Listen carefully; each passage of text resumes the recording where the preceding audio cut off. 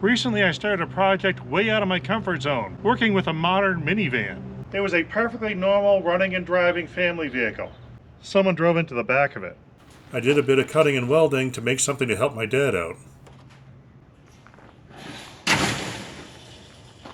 Now, part 2.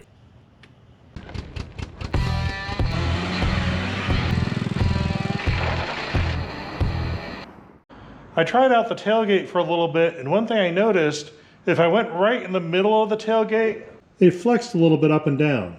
So I want to stiffen this up. Now I could add some more 1x1 tubing and go across and make a stiffener. Then I realized another problem is this thing has no bumper. I think I can do both at once. If I add a piece of 2x2 tubing, that'll really stiffen that whole gate up. It'll act like a bumper, it's about the right height, and it'll push directly into the structure. If I make some end caps that sort of curve around, it might even look decent. So I'll just buzz that on. Now because that tube is close to the pivot point, it didn't add much weight for these springs to lift. This thing is still light enough, it's hovering off the ground. And this is rock solid now, I don't feel any flex at all. I think that'll work out great. I rough cut this piece of plywood to make the floor, but it doesn't really fit well here and there. Like here and there. So I'm going to measure how wrong it is and leave myself instructions on how to fix it. I'm using those dimensions I put on the board to locate this in the diamond plate, so that edge should be where I need it. The diagonals would fit pretty tightly, so I just mark those where they are. I made a couple marks offset from the plywood where I need it on the end. And now I just draw a line between those marks. And I'll have my front edge. Then I can use my piece with my test bends in it. And this will give me the radius I need. So I should be able to get this pretty close the first time. Get both sides tangent, run the radius.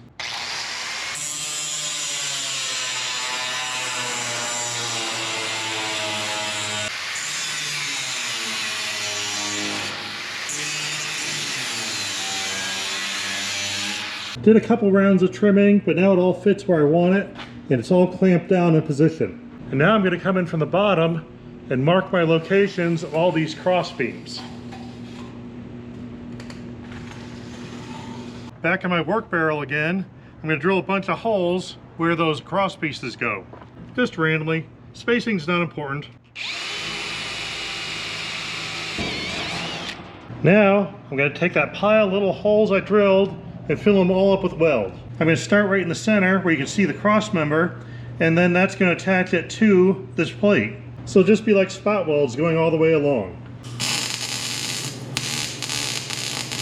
Got the first one in. Everything still looks good. The plate has a little bit of a curve to it, so I'm starting in the center. I'm just going to push it down and work my way outwards, and then the whole thing will be flat.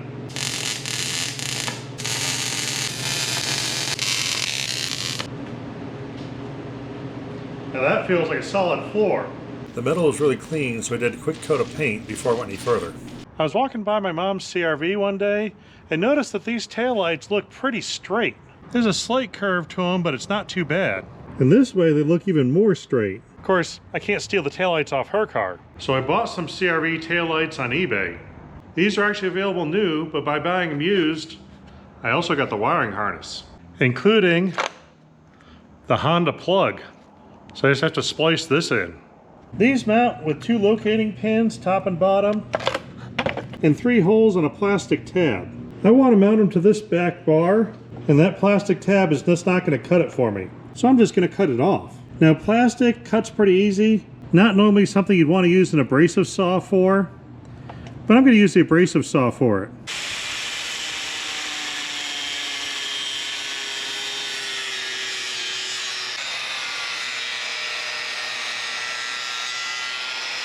Definitely use ventilation when you do this. It gets pretty stinky, but it actually does a pretty decent job. A tooth type saw can catch and tear and sometimes break things. The abrasive saw just melts right through it. So in this case, the wrong tool for the job is the right tool for the job. And now I can finish off this edge on the belt sander.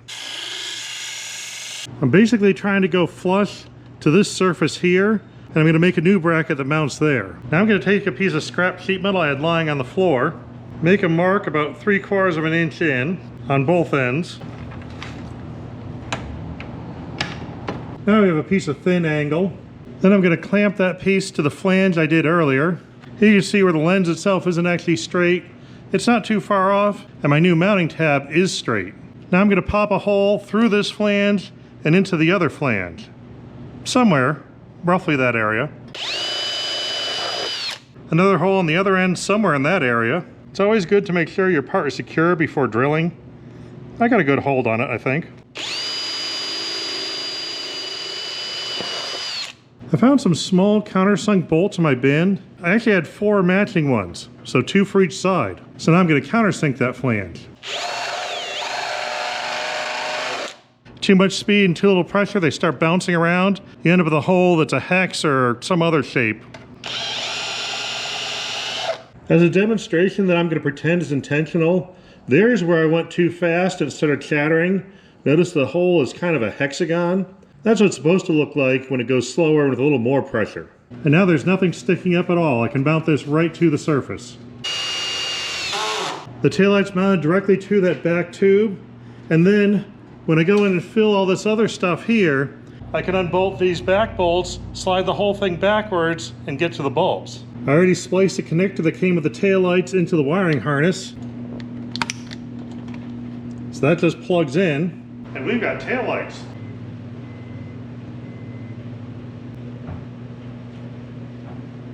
Then I remembered to wire this one in too. I need to add a little more structure to the sides of the bed because there's nothing. I need to at least get some framework that'll hold a piece of sheet metal here. And while I'm at it, add a little more bracing and a little more strength. Looking at how I want to connect it, I see an interesting corner right there. We've got an intersection of a wheel well, the floor, and the old side. And these are reasonably thick pieces of metal. You can see a seam here, the wheel well is double layered. So I'm going to attach something into that corner, but first I need to get rid of all this non-metal stuff that's going to hamper my welding. I find that wood chisels are a very handy tool. They're ideal for anything that's kind of semi-solid. I've had good luck with these removing old grease. In this case here, the old tar paper. Old seam sealer comes off pretty easy too. And I hear you can use them for wood also. I was cleaning off the paint to try to get my welds to kind of be good. Well, good enough. And I found a few other structural things. Like that fastener is a thick piece of metal. I don't remember if that was the seat belt or the seat mounting, but it's thick. So I can connect to that. I see spot welds here, so I know that this is welded to the floor. Double layer here. So I'm going to take a piece of tubing and run it across this way, and I can connect all those things together. And then some flat plate and run it up here and connect it to that. I'll have to push back the dents after I get this on. That'll just be a little fine adjustment. And then I can start connecting back to here. I got my plate welded to the fender well without burning through in too many places. Got that piece of angle welded in. Got a straight piece across, and that's tied in to the one right below it, so those are pretty rigid. Now I'm adding a diagonal from the corner down to that same point to tie everything together. I'm using a spacer under magic marker, and that's following along the angle I have here and transfer the angle with a little distance to my next piece.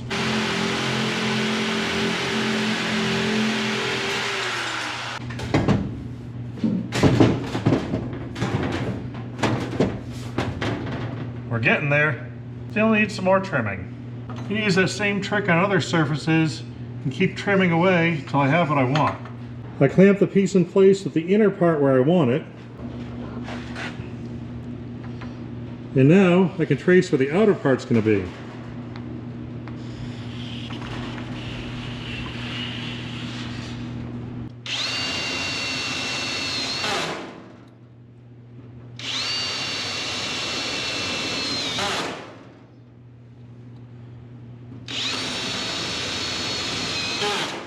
Now I'm going to try to finish off this corner because there's a bit of a gap here. This is a little tricky because this piece has a curve to it, this piece has a curve to it, and that piece has a curve to it. All three are curved in a different direction, which is very tricky to do with sheet metal and very easy to do with a 3D printer. I actually upgraded my 3D printer. Now I can print out of ABS in a little bigger pieces. just like I need right here. Now this transition piece takes care of the curve and the tubing that I bent, takes care of the curve and the light, also has a step in it, so I can put sheet metal right on top of it and it'll fit flush. So now all I have to worry about is the curve there and the curve here in one panel right there. I'm going to continue on using this 1x1 tubing as my framework because I have a lot of it and it's fairly easy to work with. But I need to make a big radius curve in it. And this is the tool for that job. This has 3 rollers, 2 stationary ones on the bottom. The top one has an adjusting screw so you can raise and lower it to change what radius you want to come out. These normally are used for tubing. I have the dies for various size bits of tubing here. Right now it has dies for bits of square in it. The wrong size square. The tubing I'm using is much wider than the groove. So this won't work exactly right, but there's enough flat area there, I think I can get it to function. I've gotten the rollers tightened down against the piece so we can drive it through. And then I go about a half turn at a time. And that squishes the top roller in and forces this whole thing into a U shape.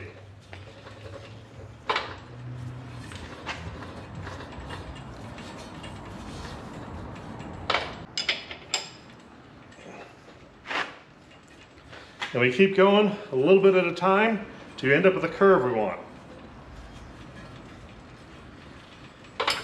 The right rollers would really help. Sure, I can get them online, but I bet they're not cheap. And I won't have them here today. Now I've got an arc that matches the bottom of the body, but as we go towards the top, there's a little bit more curvature to go to a smaller radius. Putting it up against this straight edge, you can see the bit of curvature I do have. And now, I made a mark. I'm just going to roll that one section and keep going a little further.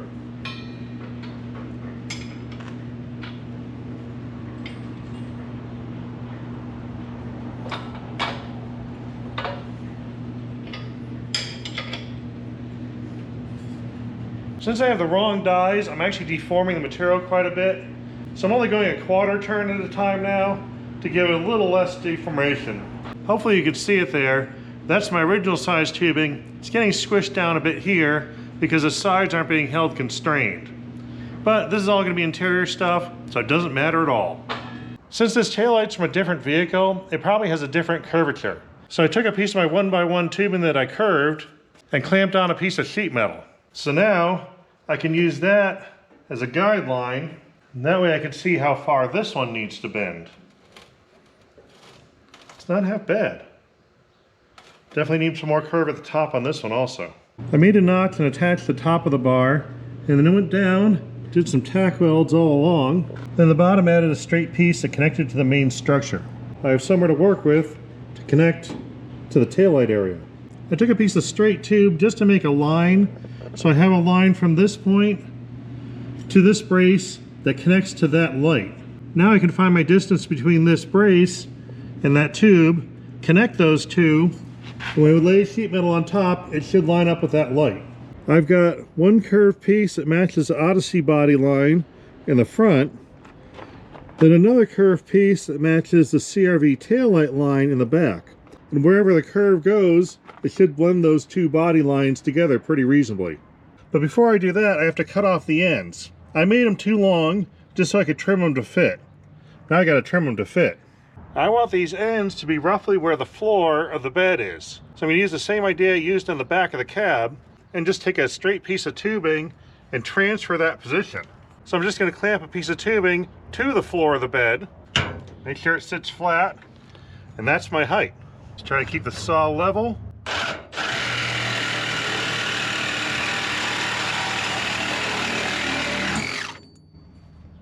Perfect. Move on to the next one.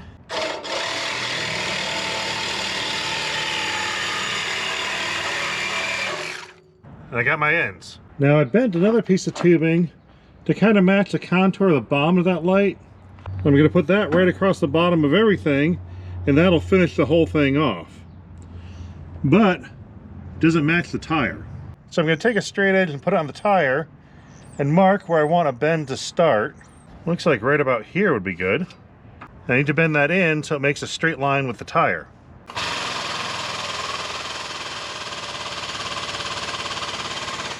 About there should do it. So now I have framework and guide curves for all my bits of sheet metal, and it should hold everything in roughly the shape of the actual car. Laying on the bottom of my vise stand, I found this little bit of curved metal. This is left over from when I was doing wheels for a tractor. But I'm going to repurpose it here, because I only mounted this taillight on the back edge. The whole thing is a little bit floppy. That curve might do well to make a tab to hold this bottom edge. I clamp the light in position and put my tab in place, and that's thick enough I should be able to drill and tap it and make a little tab that I can get to from the outside if I need to remove this bulb, but holds that end securely. Now I'm going to need a triangular shaped piece to cover up this whole area. So I cut one, and it's going to go roughly like this. But this area is also the side that has some residual damage from the accident, and it's all wavy all over the place. So before I attach this piece, I got to add a feature to it to make it a little stronger. I need an angle, except right here. I'm going to take out a chunk and then fold a crease into the panel right there, and then unfold it a little bit, because in this fender well there's a crease in it, and on the front edge it just disappears into nothing. So on my panel I tried to make roughly the same crease, which will disappear into nothing. Hopefully it'll look kind of right. I'm actually welding in this panel because I need the heat to form this bent up section. I started in the middle where it was touching, did a tack weld, and then hammered the parts next to it till they were touching, another tack weld, and kept going this way till it's fairly flat. Now I'm just working on that edge. Because that new panel has the angle on it, it's much more rigid than the piece that's all wavy, so the part that's wavy is flattening out. So I got a tack weld there, hammering, pulled it down. I just keep working my way along.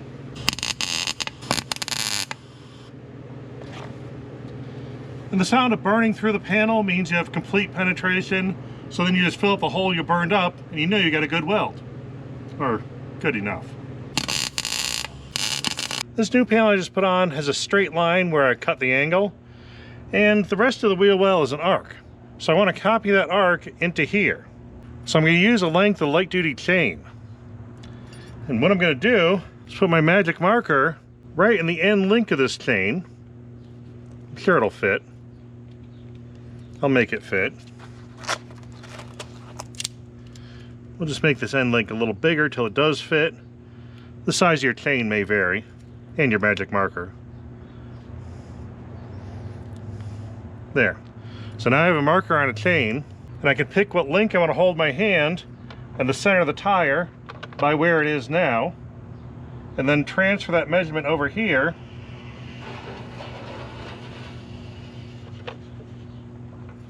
And now I have a nice arc that's exactly around this tire.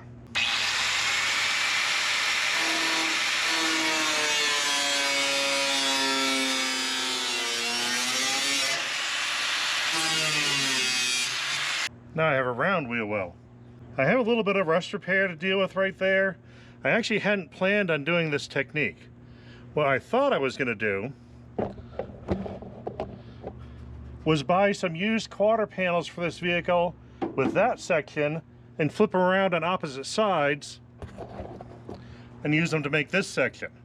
So I was planning on replacing this whole thing, but I found that to be trickier than it should have been. This guy had them, even in the right color, but was too busy to tell me how much they would cost. 2 weeks later, he was still too busy to tell me, and then I never heard from him again.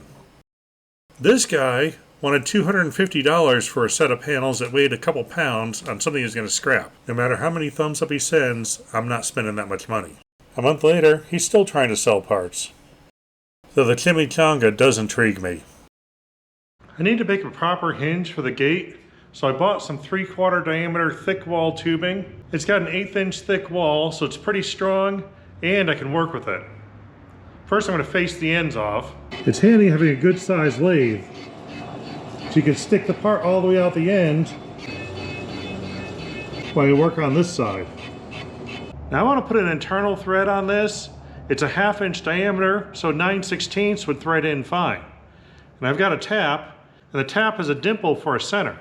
which means I can put my tap where I want to thread and use my live center to hold it in alignment. That way the tap stays nice and straight and I can spin it and just push it in as it goes. We'll just work it our way in. I know for sure the tap is going straight in. Once we get it started a bit, we can just use the tap itself. It'll go straight now. Now I have the ends of the tubing tapped, I can put a bolt in the end and lock it in place so I can reinstall this. But that's 1-inch tubing, this is 3/4. It's kind of a loose fit. Luckily, I've got a bag full of bushings. I used to modify Jeep pedals, and of course I kept the used bushings. These go inside a 1-inch tube and fit a 3/4. And now we have a reasonably tight fit. And I use the same 1-inch tubing for the gate, so I can put another bushing going to that.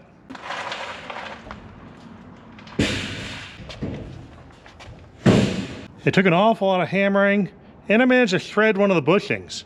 But 5 of them are installed, and the gate's back on there. And there's no rattling at all. Now I've got to make a little curve piece for under the taillight. Got my precision bending device here. That'll give me just the radius I'm looking for. That bending fixture got me fairly close. I had a little bit of an angle also because this taillight has a bit of a transition. So this should fit roughly like that. And when that taillight's in place, I think we're pretty close there.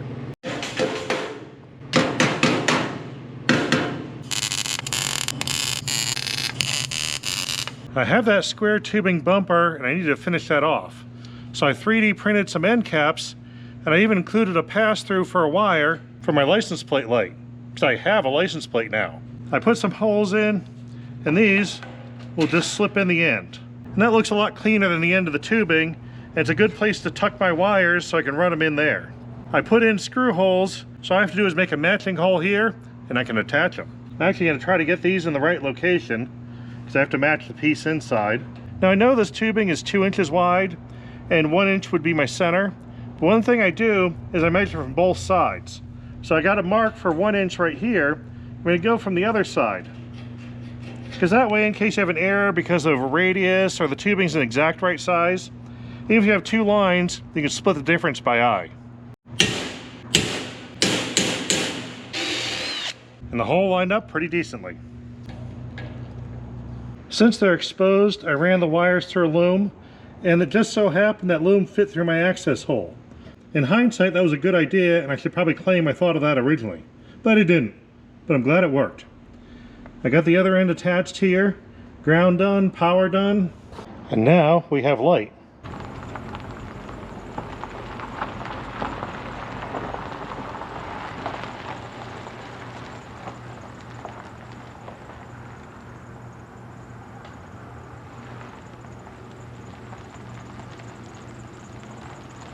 I made some straps with 2 holes in them.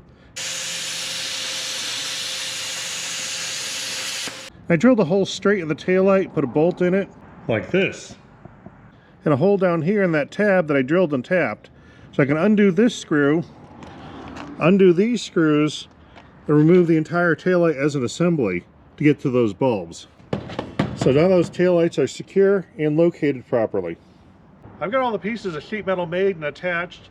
Most of them have these self-drilling screws holding them in. So the next step is to actually weld the panels in, fill up all those holes with weld, smooth the whole thing out, a little Bondo, a little paint, make it look like a normal vehicle. But that's not the next step. I'm trying to avoid a mistake I've made many times over the years. When working on a project of this scope, it's easy to overlook some small detail, and you don't realize it till a little bit later after you use it. So rather than actually finish this off right now, the next thing I'm going to do is a road test. Because if I find anything I want to change, it's real easy to pull off one of these panels and make some adjustments. After I weld it in, it's going to be a lot more difficult. So let's go see how this thing drives. I haven't even left the driveway and I realized I forgot a spare tire mount.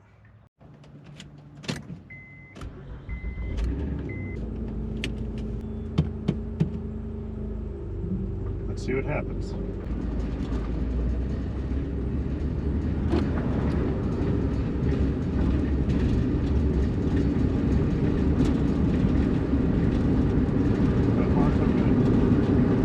This is future me breaking in here. For that shot, I had the camera mounted back here, within inches of that wall. The microphone on it was picking up every little bit of noise there was. It was a lot louder on the camera than it was up front. It certainly wasn't quiet, you couldn't whisper, you didn't need much off a regular conversational tone. You certainly didn't need to yell or anything. It's not that bad. I can hear more road noise coming from back there.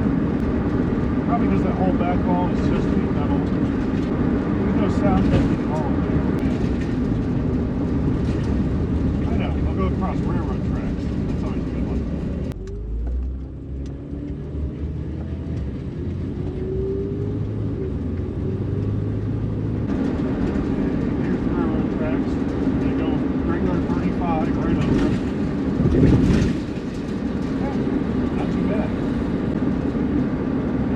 Vehicles are more rattling than this one.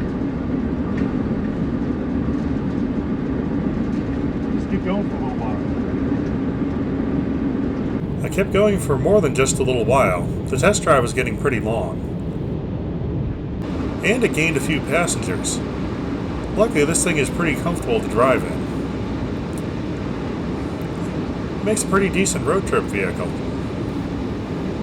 This is where I was supposed to be this weekend. I don't know if you can hear in the background, they're judging for the Battle of the Beaters right now, which I was entered in. I was supposed to be racing this vehicle after doing a bunch of work to it.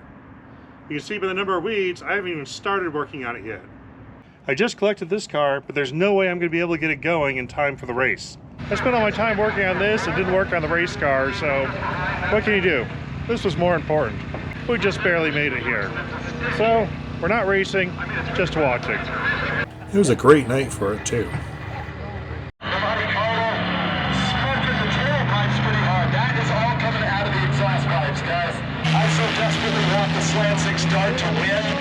There's lots of racing with the usual stuff. The REO pickup with the 12-ounce plumbing fitted on the far side. So the Mustang should lift roughly now. Unusual stuff. There's no reason he's completely off of it. He knows that he's got that wrapped up.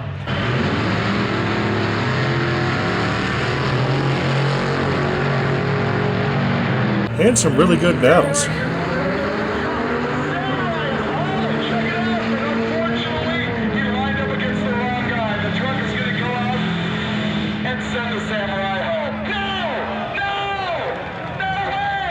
Some were just ridiculously fast.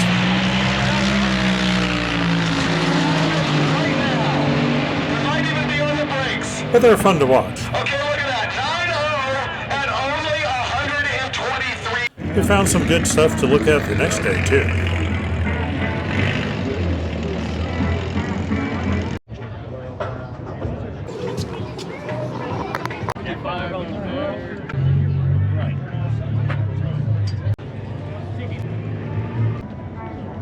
There's some good stuff hiding in the parking lot, and a swap meet. Got some stuff, some suspension bits, and some pistons that were being given away. 3 of them are supposed to be good. Best part is, everything here was free. Didn't get charged for any of it because everyone was closing up for the day. Got tons of space for this stuff. I should go do another round through a swap meet. I got lots of room left. We made it back from our weekend-long road test, and it worked really well. The visibility out the back is actually better than it was before. These little small 1x1 pillars are a lot easier to see around. I had no blind spots at all. Everything seemed structurally fine. It drove pretty well. There's more road noise, but I expected that, and that can be taken care of with sound deadening when I finish up that back wall. The burrito storage capacity is tremendous. That's fantastic. The airbag light is on, which I expect, because the airbags are right here. I removed the entire side airbag. And last video I got a comment from someone who knew about airbags, and they said you can just replace this bit with a resistor, and as I recall he said 2.7 ohms and a 1/4 watt, and the computer will be fooled into thinking the airbag's there and turn off that light. But they have a red light warning you there's a problem for a reason, and I don't want anyone in the future who doesn't know I removed the airbags to think they're working. So I'm going to leave that on just so people know there is a problem. The thing that surprises me where there isn't a problem is this little vehicle indicator thing here. It shows when I open the driver's door and the side door, but it doesn't have a problem with the hatch. It seems to think the hatch is securely closed. Not sure how that happened, but I like it. So all that works fine. I filled up with fuel before we left, got fuel in Arizona once, refilled the same station when I got back, going 75 miles an hour almost the entire time. We averaged over 22 miles to the gallon, almost 23. Which is pretty good compared to the stock vehicle. So this works pretty reasonably with the aerodynamics. It's not bad at all. As far as structural changes go, I couldn't find any I needed until I got home. My dad suggested putting an electric winch somewhere in this area so we could drag stuff up the ramp and put it in here to bring it home. And probably the best way to do that is to make some more framework in here behind this wall. But I'm not sure if he's really going to use it or where exactly we want to put it or what kind of winch we want to put in. So for now, I'm going to leave this wall on screws so this whole panel can be unbolted and I can add stuff as needed. We'll deal with that later. For now, we're going to work on the outside. Finish off the paint there, and that way it's presentable in the doctor's parking lot and places like that. With the different lighting I had over the weekend, I realized there's a low spot right about here where that screw is. I'm going to back this screw out until that looks like it's at the right height. I took a piece of scrap metal I'm going to use as a shim. I used a piece that was a bit wavy. I folded it over. Now it'll act like a spring. So you just slide that in the gap. And now that'll take up the space, I can weld it in place and make it pretend as though I got that support correct in the first place.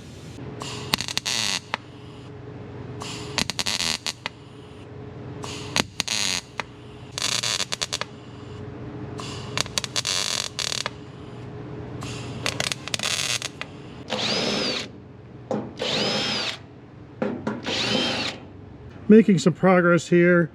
Lots and lots and lots of tack welds replacing the screws. There's one place I'm going to leave a screw because this panel looks like it's supposed to be removable. I think to get into that door track in case it needs maintenance. So I'm going to leave that in place and just paint over it. But the rest of it's all going to get attached. And this is what it looks like. Hundreds and hundreds of little spot welds all along. Filled up all my old screw holes with spot welds. Even got some welds from the inside here to connect that panel to the framework. And now we got to flatten all those out.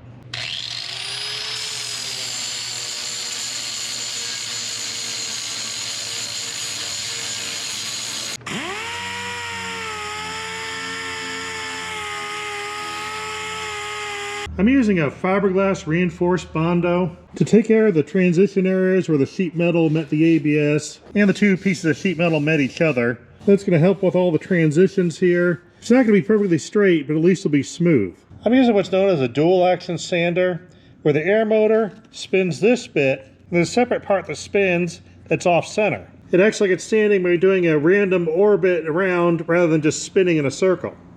But you can make it spin in a circle. Some people might not be aware of this. On the bit that's driven to the motor, there's a feature that allows you to turn it and lock the two together.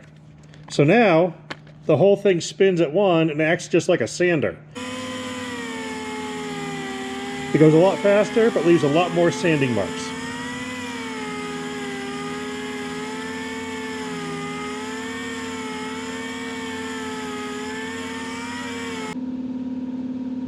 But then you just switch it back.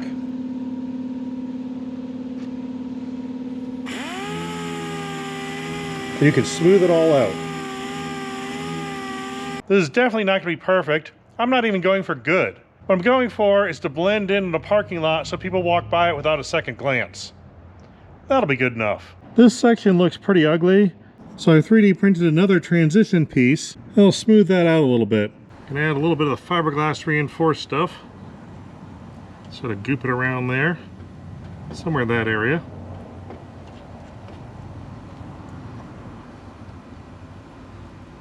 Squish it in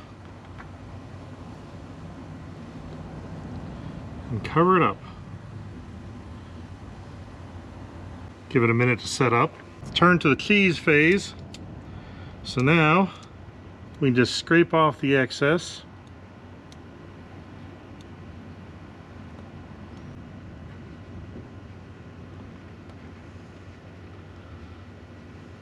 Give it a few more minutes to dry up the rest of the way.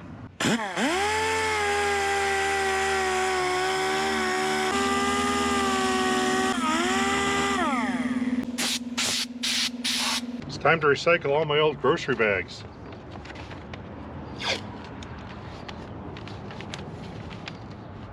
I don't want to paint the whole vehicle. I got some paint that I think will match.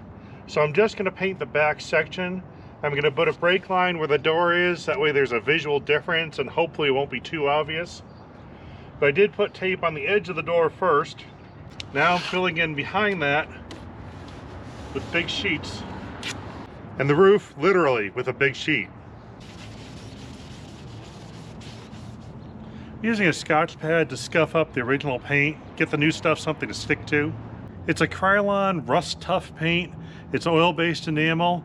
I took a piece of trim from this actual vehicle, had them color match it at the local hardware store. That process worked pretty well on a recent tractor project. Hopefully it'll work out well on this one. You already saw me use it on that bottom floor plate, so it looks pretty decent, but now we'll see it right up against original paint.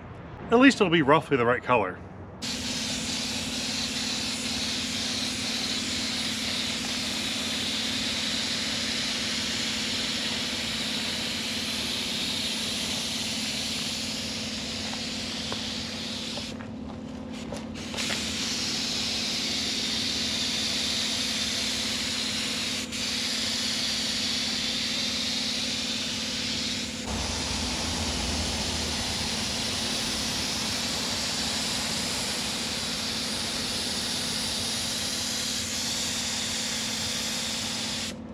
One good thing about having painted the floor before, which I'm going to pretend is intentional, is now I can stand on it to paint the interior of the bed.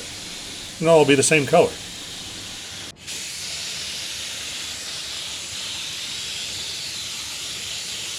For better or worse, paint is on it. It's still tacky, but I like to take the paper off before it actually dries. Because if the paint dries, it'll connect, and then sometimes you rip off paint when you pull off the tape and paper and stuff. And this is the fun part. You get to see what it actually looks like.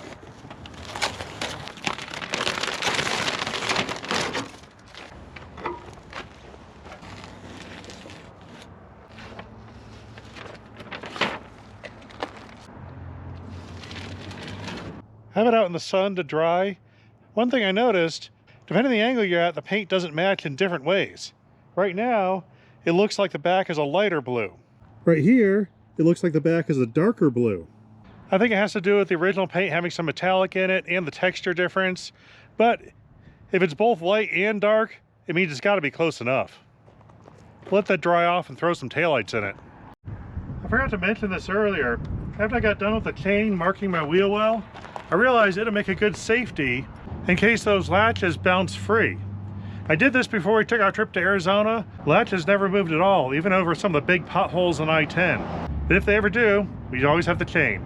The van had this chrome trim the whole way, and I took it off. So I got some replacement chrome trim. This is just cheap plastic stuff. It sticks on like tape, but from a distance, I think it'll look okay.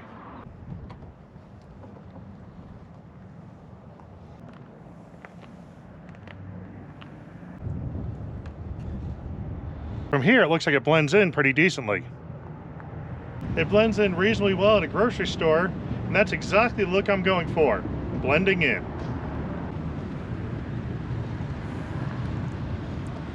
Almost like all the other minivans. As this paint's been drying, it seems to blend a little better. Mostly it looks like it's a texture issue. And because of a past mistake, I actually own a buffer now. So I could fix it if I want to. Obviously I'm not going to, but I could. That brings up another point. Recently I was inundated with an email asking what tools I'd recommend if you want to do this kind of stuff. A buffer is not one of them. Of course you need basic hand tools. You don't need this many. I've just collected a lot over the years. After that, a welder and a sawzall. You can build almost anything out of metal with these two tools. Quality machine tools are nice, but unless you get a really good deal on them or do a lot of precision work, I'd put that off. Wait for a good deal. You're looking at doing a lot of modifications like engine swaps and drivetrain swaps and things like that. A plasma table is real handy. When I was looking for one a few years back, I looked at used ones first, and they were all big and expensive. This one is small, fits in the car in the shop. It was only about $1,500, and I already had a plasma cutter. If you're doing big structures, roll cages, and things like that, a tubing bender is great. Now I had a big job I had to do when I bought this one, and that paid for the extra bells and whistles like the hydraulic power and all that. A handheld one will do just fine, They're a lot cheaper, and it gives you a good workout too. This is something I do not use very often, probably once every 2 years. I got a good deal on it, which is why I have it, but I wouldn't necessarily go out and buy it if I didn't. I kind of like this 3-in-1 sheet metal worker. It's great for bending stuff, it's okay at rolling, it's terrible at shearing. This isn't necessarily something most people use unless you do a lot of sheet metal work. The 3D printer is great for making light duty stuff, chain guards, dashboard stuff, those fine details I did, that kind of thing. And I'm really enjoying the material changer too. I got ABS for stuff that needs to do something useful, and various colors for things that just need to look good. So that's it for this video. I'm calling this project done for now. I'm going to turn it over to my dad, let him use it for a bit, see what he actually pulls up in there, and if I need to mount a winch and what we need to do to finish the back. But that'll be up to how he uses it, so I'll let him try it out. I really enjoyed this project because it took something that I knew was going to get scrapped. It was my sister's minivan, and they already had it up for sale for parts. And then I was able to turn it into something useful, and I got the chance to un-minivan a minivan, and that makes them better. Hope you're having fun too, and we'll see you next time.